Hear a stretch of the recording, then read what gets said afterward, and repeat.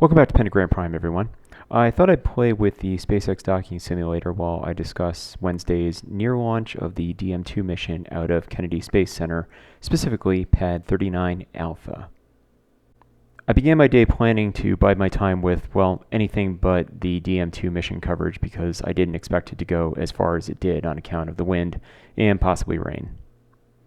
As you can see, I took a moment to fly out to the car that was parked outside of the International Space Station, at least within the confines of the Matrix. I did try several times for a beauty shot where I was hoping to orbit the car once before heading back towards the station. However, the car keeps disappearing, thus nullifying all of my meticulous efforts at thrust vectoring. I'd love to know why it does that. My Wednesday morning love affair with Netflix was interrupted when I learned that Bob Behnken and Doug Hurley were actually driving out to the launch pad, and I thought, wow, this just got serious. I dug into whatever livestream was available, and soon Netflix was a distant memory as I harassed both friends and family alike. I was confident that I needed to inform them of the second coming of America's crewed spaceflight program. The folks in my building with zero knowledge of the events at Pad 39A were almost as big of a letdown as the cancellation itself. If it weren't for social distancing, I'm confident that I wouldn't have been alone in my apartment on this day. In the 9 years since STS-135 and 10 years since I saw STS-132 while standing in some shallow water near a McDonald's in Titusville, Florida, I followed the commercial crew program in a manner typically reserved for shows like The Bachelor or Jersey Shore.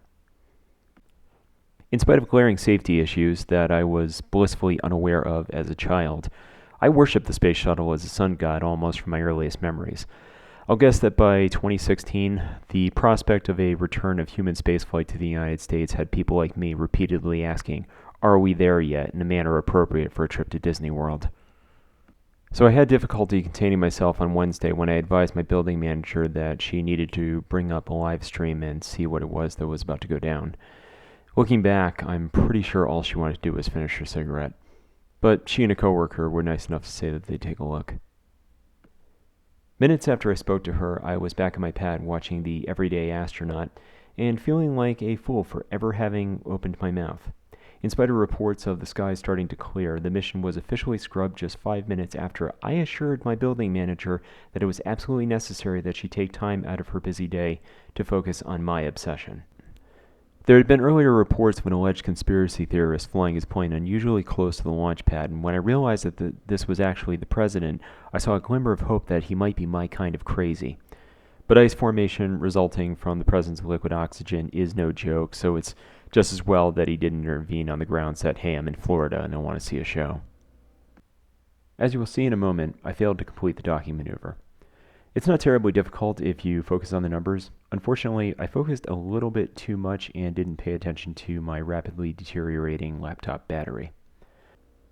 Undeterred and eager to make it to my 10th subscriber, I recharged my device and gave it another go. I skipped flying past the car this time. Getting back to Wednesday's canceled launch, I found myself flashing back to STS-132 as the afternoon went on, and I reflected on the frenzy I was in as the countdown ticked away. During the launch back in 2010, I recall hearing a man viciously yell at his son. He most likely did this less than a minute after I had seen the neon orange glow in the distance of the solid rocket boosters as they lifted Shuttle Atlantis skyward. Though I never saw the gentleman or the boy, could have been a girl even, it wouldn't have surprised me if it was the only time that he had seen a shuttle launch. The child had been asking him for something, food, a toy, I'll never really know. And the timing couldn't have been worse. For my part, I had dropped about $800 at the time and spent numerous days on the road in Florida over the course of 3 separate shuttle flights in order to be present just once for those few minutes between launch and booster separation. The man in question was probably trying to take it all in, but his son had been preoccupied with any of a number of other things, and that's just what kids do. Some of the calls I made Wednesday morning were in order to alert the parents of younger relatives that there was going to be a launch. And while I'm glad I did, the scrub was a reminder to me that viewing these events is hard work. It won't always be the sort of thing that a child will eagerly participate in, and if you do it the wrong way, it really will reinforce the notion that math is for nerds, and anyone who puts time into games like Kerbal Space Program also needs services like Virtual Mate. Now I'm going to set up for docking. We do live in an age of conspiracy theory, and while I'm opposed to spreading such things, I'm all in on creating new ones. COVID 19 has caused a happy accident with the masks that were used on Wednesday by the SpaceX ground crew. I couldn't help wondering if Elon Musk hadn't hired a team of deadly martial arts masters in order to guard the likes of Bob and Doug.